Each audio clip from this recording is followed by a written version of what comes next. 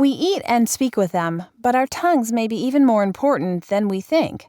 In a condition called onchoglossia, also known as tongue tie, the tongue is tethered more tightly than normal to the bottom of the mouth by the lingual frenulum. While this is usually considered relatively harmless, new work from dental and sleep experts at UCLA and Stanford suggests tongue mobility is critical for proper development of the jaw and facial tissues. In the study, researchers evaluated tongue mobility in 302 patients using the tongue range of motion ratio and the Kotlow-free tongue measurement.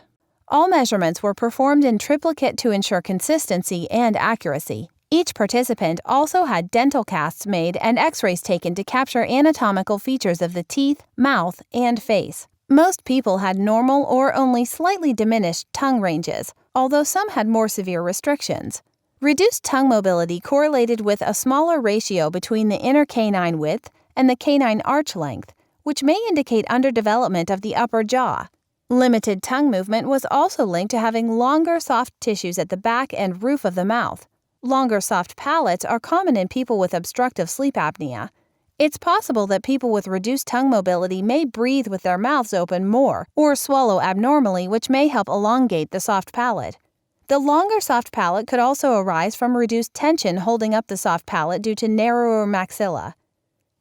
Contrary to previous suggestions, however, no association was found between ankyloglossia and position of the hyoid bone, a horseshoe-shaped bone in the neck that moves with swallowing, chewing, and breathing.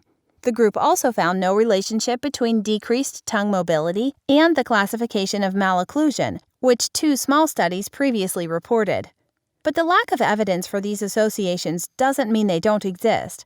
While this study is one of the largest of its kind overall, there were few volunteers with severely restricted tongue mobility or with abnormally aligned teeth, which may limit some of the findings. Nevertheless, the results do suggest the tongue plays an important role in development of the mouth and face,